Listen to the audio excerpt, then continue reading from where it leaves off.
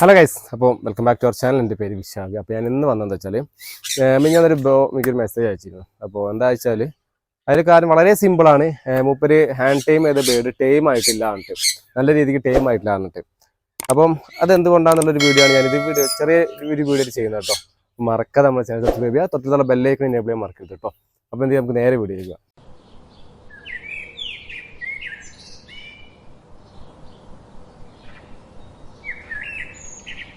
അപ്പോൾ ഗൈസ്, അപ്പോൾ ഞാൻ ആ പോയിന്റിലേക്ക് വരാം. അപ്പോൾ ആ ബ്രോ ചോദിച്ച പോലെ എന്തുകൊണ്ടാണ് അത് എന്നത്. അപ്പോൾ ഞാൻ ഈ ഫസ്റ്റ് ടൈം ഇതിന് പറഞ്ഞപ്പോൾ തന്നെ എല്ലാവർക്കും മനസ്സിലായിണ്ടാവും എന്തുകൊണ്ടാണ് എന്ന്. കുറച്ച് പേർക്ക് മനസ്സിലായിണ്ടാവും. ഓക്കെ, അത് എന്താണെന്ന് പറഞ്ഞുതരാം. അതായത് നമ്മൾ ഒരു ബേഡിനെ ഹാൻഡ് ഫീഡ് ചെയ്തുകൊണ്ട് മാത്രം ടൈം ആവണമെന്നില്ല.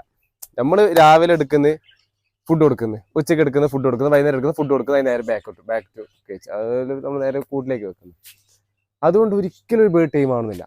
നമ്മൾ ഓരോപ്പോൾ മാക്സിമം ടൈം സ്പെൻഡ് ചെയ്യണം. ആ സമയം മാത്രമാണ് അവർ തമ്മിലുള്ള ആ ഒരു ബന്ധം ദൃഢമാകുക. അതേപോലെ തന്നെ നമ്മൾ തമ്മിൽ റിലേഷൻ നല്ല ടൈറ്റ് ആവും, ആ ഒരു ബോണ്ടിങ് നല്ല സ്ട്രോങ് ആവും. ഓക്കെ, അപ്പോൾ ഫസ്റ്റ് ഓഫ് ഓൾ നിങ്ങൾ ശ്രദ്ധിക്കേണ്ട കാര്യം അതാണ്. അപ്പോൾ ഞാൻ ആ ബ്രോനോട് ചോദിച്ച്, ബ്രോ എങ്ങനെയാണ് അതിനെ ഹാൻഡ് ഫീഡ് ചെയ്തത്. ബ്രോ സാധാ പറഞ്ഞ പോലെ തന്നെ രാവിലെ എടുക്കുന്ന ഫുഡ് കൊടുക്കുന്നത്, അതായത് മൂപ്പര് ജോലി തിരക്ക് കാരണമാണ്. ഓക്കെ, രാവിലെ എടുക്കുന്ന ഫുഡ് കൊടുക്കുന്നത്, ഉച്ചയ്ക്ക് എടുക്കുന്ന ഫുഡ് കൊടുക്കുന്നത്, വൈകുന്നേരം എടുക്കുന്ന ഫുഡ് കൊടുക്കുന്നത് കഴിഞ്ഞു. അപ്പോൾ ഞാൻ പറഞ്ഞു വൈകുന്നേരമെങ്കിലും ഒരു 3/4 മണിക്കൂർ. അപ്പോൾ എന്നോട് പറഞ്ഞു വൈകുന്നേരം ലേറ്റ് ആയിട്ടാണ് വരിക, അപ്പോൾ ഞാൻ ഭയങ്കര ടയർഡായിരിക്കും, വർക്കൗട്ടും കൂടി ചെയ്ത് കഴിയുമ്പോൾ തന്നെ നല്ല ടയർഡാവും, അപ്പോൾ അതുകൊണ്ടാണ് തന്നെ. ഞാൻ പറഞ്ഞു ഓക്കെ, കുഴപ്പമില്ല. അപ്പോൾ ഇനി അതിലെന്ത് ചെയ്യാൻ കഴിയുമെന്ന് വെച്ചാൽ, അപ്പോൾ മൂപ്പര് എന്തായാലും ഹാൻഡ് ടൈം ചെയ്തെടുത്തല്ലോ, അപ്പോൾ കുറച്ച് ടൈം എന്തായാലും നമ്മുടെ അടുത്തുള്ള മനുഷ്യനായുള്ള ആ ഒരു പേടി എന്തായാലും മാറും. ഇപ്പോൾ ഇവിടെയുള്ള എൻ്റെ ഒരു സൺകൊനൂറ്, ഇപ്പോൾ ഈ ഒരു കൊനൂറിന്ന് ഞാൻ ഒരിക്കലും ടൈം ചെയ്ത പേടല്ല.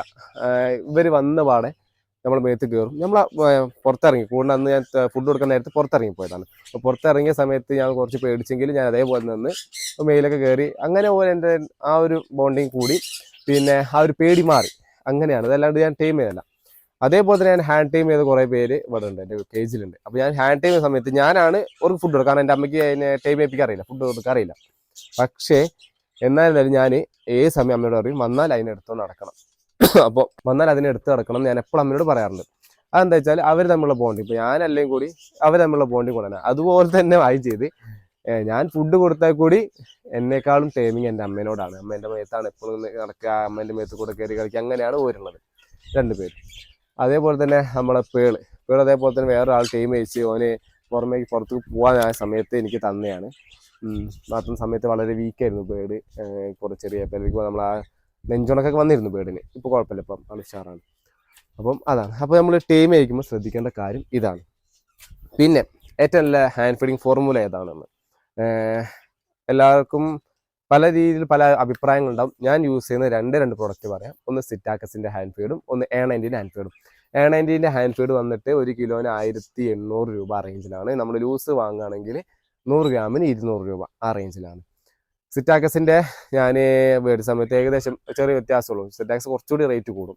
അവർക്ക് വേണ്ട എല്ലാം തന്നെ ആ ഒരു ഹാൻഡ് ഫീഡിലുണ്ട്. അപ്പോൾ നിങ്ങൾ എന്ത് ചെയ്യുക, ഈ കാര്യം മറക്കാൻ ശ്രദ്ധിക്കുക. ഒരിക്കലും ബേഡിനടുത്ത് ടൈം ഏൽപ്പിച്ചാടാ ഞാൻ ടൈം ഏൽപ്പിച്ച എൻ്റെ ബേഡ് ഇണങ്ങണമെന്നുള്ള ഒരിക്കലും ആ ഒരു ചിന്ത മനസ്സിലുണ്ടാവരുത്. നിങ്ങൾ നല്ല നല്ല കമൻറ്റ്സ് കൊടുക്കുക. കാരണം വെച്ചാൽ കുറച്ച് ലോങ് വന്നിട്ട് സിറിഞ്ച് കാണിച്ചിട്ട് ബേഡിനെ വിളിക്കുക. അതേപോലെ തന്നെ നമ്മൾ ഫുഡ് കൊടുക്കുന്ന സമയത്ത് ഓരോരോ ശബ്ദങ്ങൾ റെഗുലറായിട്ട് ഉണ്ടാക്കുക. അതിപ്പോൾ ടക്ക് അടിക്കുകയാണെങ്കിൽ ടക്ക് അടിച്ചുകൊണ്ടിരിക്കുക, വിസിലാണെങ്കിൽ വിസിൽ അടിച്ചുകൊണ്ടിരിക്കുക. ആ ഒരു ടോൺ മാറരുത്. അപ്പോൾ നമ്മൾ അവരെടുക്കുമ്പോൾ തന്നെ ആ വിസിൽ അടിക്കുകയാണെങ്കിൽ അവർക്കറിയാം എന്ത് നമ്മൾ ആ ഫുഡ് കൊടുക്കാനാണ് ഉള്ളതെന്ന്. അപ്പോൾ ഈ ഒരു കാര്യം മറക്കരുത് കേട്ടോ. അപ്പോൾ ഇത് കുറച്ച് പേർക്കും ഇതിനെപ്പറ്റി അറിവില്ല, അതുകൊണ്ടാണ് ഞാൻ ഈ വീഡിയോ ഷെയർ ചെയ്തത്. അപ്പോൾ ഇന്നത്തെ വീഡിയോ നിങ്ങൾക്ക് യൂസ്ഫുൾ ആണെങ്കിൽ മറക്കാതെ നമ്മുടെ ചാനൽ സബ്സ്ക്രൈബ് ചെയ്യുക, തൊട്ടുള്ള ബെല്ലൈക്കൺ എനേബിൾ ചെയ്യാൻ മറക്കരുത് കേട്ടോ. ഞാൻ അപ്ലോഡ് ചെയ്യുന്ന ഇത്രയും ഇൻഫോർമേറ്റീവ് വീഡിയോസ് നിങ്ങൾക്ക് അറ്റ് ടൈം ലഭിക്കാൻ വേണ്ടിയിട്ടാണത്. ഓക്കെ, നമുക്ക് അടുത്ത വീഡിയോ കാണുന്നത്. Till then bye.